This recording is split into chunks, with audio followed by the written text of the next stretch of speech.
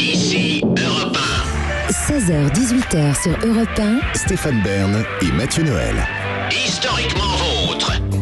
Tous les jours, dès 16h, historiquement vôtre vous raconte l'histoire sans se la raconter. Elle nous raconte des histoires par le menu. C'est Clémentine Portier-Kaltenbach. Aujourd'hui, Clémentine, elle aurait pu être la mère d'Olivier Pouls. Vous nous présentez Ginette Mathieu, la mère de l'enseignement ménager.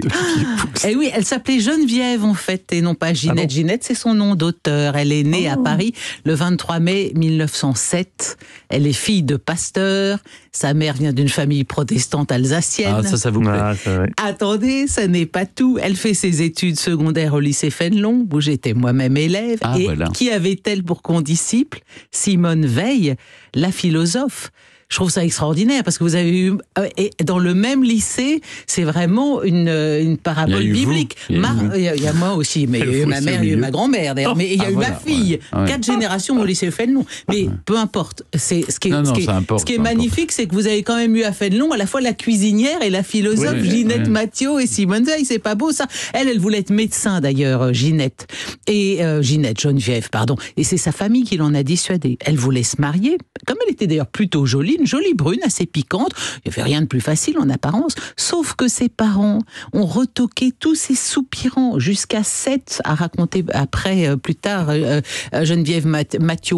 Pourquoi? Parce qu'il n'était pas protestant. Et oui, aucune religion n'a le monopole de l'intolérance. Donc elle s'est jamais mariée, Ginette. Et elle confiera un jour: ah, si les gens qui se servent de mon livre savaient combien de larmes d'amour contrariées ont mouillé les fiches sur lesquelles j'écrivais mes recettes. Faudrait demander à Olivier si ça lui est arrivé de la même façon.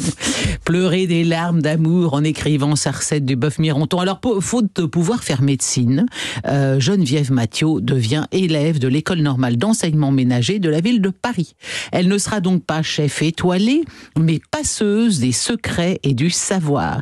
Et c'est par le plus complet des hasards qu'elle participe à un livre de cuisine qui va devenir un best-seller. En 1930, l'éditeur Albin Michel, mais l'éditeur en chair et en os, souhaite publier un livre de cuisine qui prenne en compte les nouveautés en matière de diététique. Et juste en face des bureaux d'Albin Michel, rue Huygens, qui est un endroit que vous connaissez bien, Stéphane, se trouve encore, il y a un collège de jeunes filles, le collège Paul Bert. Alors, il y va, Albin Michel, et lui, je cherche une enseignante d'art ménager, là, et de cuisine, qui soit capable de me faire un livre sur la cuisine. Et il propose à une jeune femme qui s'appelle Hélène Delage, mais elle se sent pas du tout de taille à produire ce livre toute seule.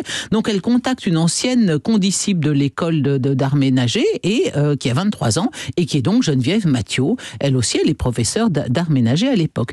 Alors les parents Mathieu, qui décidément étaient quand même gratinés, non seulement ils ont privé leur fille de mari, ils l'ont empêchée de faire médecine, mais ils vont la priver de droits d'auteur, des droits d'auteur mirobolants qu'elle aurait pu toucher pour son premier livre. Parce que comme ils ne croient pas du tout au succès possible d'un livre de cuisine, ils la poussent à céder ses droits une fois pour toutes. Donc, elles se partagent toutes les deux 8 000 francs de l'époque, c'est-à-dire dans les 5 000 euros, ce qui est quand même pas mal. Mais enfin, pour un livre qui ensuite se vendra des millions d'exemplaires, elles ont quand même perdu énormément d'argent. Et finalement, c'est Geneviève, devenue Ginette Mathieu, qui fait à peu près tout dans le bouquin. Elle réalise, elle supervise toutes les recettes. Les deux noms figurent néanmoins sur le livre. Et Je sais cuisiner paraît le 1er août 1932, en 650 pages contenant près de 2000 recettes. Le principe, c'est de rendre l'art culinaire accessible au plus grand nombre. Alors vous avez tout: hygiène alimentaire, savoir-vivre à table, cuisine populaire, grands classiques de la gastronomie, spécialités régionales ou étrangères, toujours très facile à réaliser, c'est la règle, et toujours pour 6 personnes.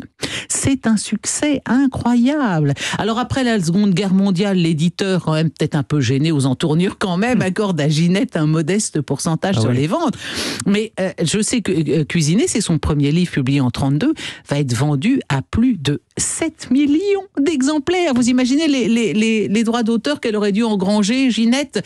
Il est traduit en russe, allemand, anglais, espagnol, suédois et même japonais. L'ensemble constitue à l'époque un record absolu de diffusion pour un ouvrage français dont l'auteur était toujours vivant à l'époque, puisque Ginette Mathiot a disparu en 1998. Son public, à l'époque, ce sont essentiellement les jeunes filles en passe de convoler. Dans l'avant-propos de l'édition 1965, elle écrivait encore que c'est un devoir de la femme, dans toutes les conditions sociales, de s'occuper de son foyer. Donc, pratiquement toutes les jeunes femmes qui se marient ont le Ginette Mathiot dans leur trousseau. Vous voyez pas à quoi ça ressemble, le Ginette Mathiot? Il est jaune et marron, la couverture, là, elle est toute fichue, elle doit être toute scotchée si vous la retrouvez dans votre grenier. Demandez à votre mère et à votre grand-mère si elles ne connaissent pas Ginette Mathiot. Elle va faire, en tout cas, Ginette, toute sa carrière dans les arts ménagers. Elle a fini inspectrice générale de l'enseignement ménager.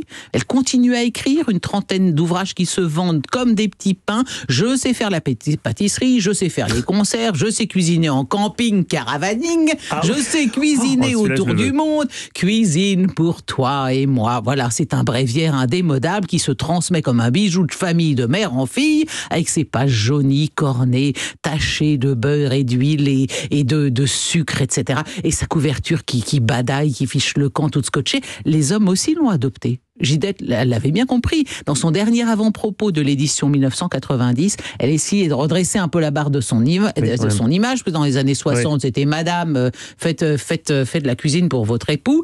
Et là, en exergue de son bouquin, dans sa préface, il est indiqué amis lecteurs, amis lectrices. Elle a compris qu'il y a quelques messieurs qui ont dû s'y mettre. Voilà, donc Ginette Mathiot, icône ménagère, mère de la cuisine française, meurt le 14 juin 1998 à 91 ans, officier de la Légion d'honneur, s'il vous plaît, et par 3 fois lauréate de l'Académie des sciences. Citons pour conclure l'une de ses dernières déclarations depuis sa maison de retraite de Paris 13e. « J'aime bien Maïté. Elle fait des fautes, mais c'est pas cette horreur de nouvelle cuisine. » Et citons ce propos de l'une de ses fidèles lectrices. « Quand j'ai voulu me lancer toute seule dans ma première blanquette, suivie d'une crème caramel, je me suis sentie guidée par Ginette. » Oh, c'est beau. Magnifique. Merci beaucoup, Clémentine. Magnifique. Hélas, Ginette n'a pas pu. Elle a publié « Je sais cuisiner », mais elle n'a pas publié « Je sais répondre à des questions d'histoire ». Le quiz, dans un instant. 16h-18h sur Europe 1. Historiquement vôtre.